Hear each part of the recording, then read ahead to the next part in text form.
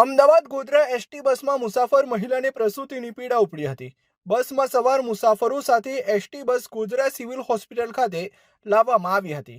બસ હોસ્પિટલે પહોંચે તે પહેલા જ ચાલુ બસમાં મુસાફર સગર્ભા મહિલાને પ્રસૂતિ કરાવી। બસમાં સવાર અન્ય મેડિકલ કોલેજના વિદ્યાર્થીનીએ સમયસર સફળતાપૂર્વક પ્રસૂતિ કરાવી હતી।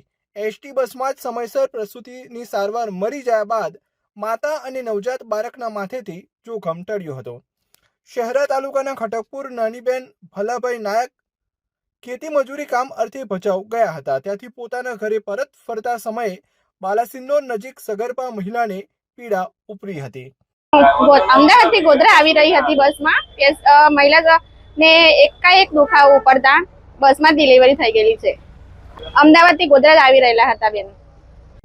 આ બસ અમદાવાદથી ગોધરા જઈ રહી હતી અને છેલ્લા અડધો કલાકથી બેનને બહુ જ દુખાવો ઉપડી રહ્યો હતો। અમે બાલાસિનોરથી આગળ આવ્યા અને એમની પાણી છૂટી ગયું ને અચાનક જ ડિલિવરી એમની થઈ ગઈ હતી અને અહીંયા સિવિલ ગોધરા અમે અત્યારે ખાતે એમને લાવ્યા છે।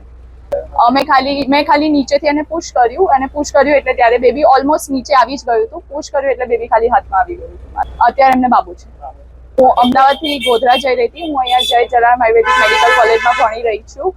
હું 2 દિવસની રજા લઈને મારા ઘરેથી પાછી આવી રહી હતી અને મેં એક હોસ્પિટલમાં કામ કરેલું છે ગાયનેકની હોસ્પિટલમાં, એટલે મારો અનુભવ એ હતો કે કઈ ઇમરજન્સી સિચ્યુએશન આપણે કઈ રીતે કામ કરવું એ મને અત્યારે કામ લાગ્યું અને પેનિક થયા વગર આપણે કઈ રીતે આગળ વધવું।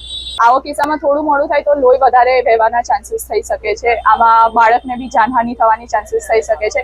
બાળક એકદમ પરફેક્ટ છે, એકદમ નોર્મલ છે, એકદમ રડતું હતું, પણ અમુક કેસીસમાં એવું બી થઈ શકે કે બાળકની નાળ ફસાયેલી હોય તો એ રડે નહીં કે એને શ્વાસ લેવામાં તકલીફ પડી શકે છે। બંનેનો જીવ જોખમમાં, પણ બાળક અને માતા અત્યારે બંને એકદમ તંદુરસ્ત અને એકદમ સ્વસ્થ છે।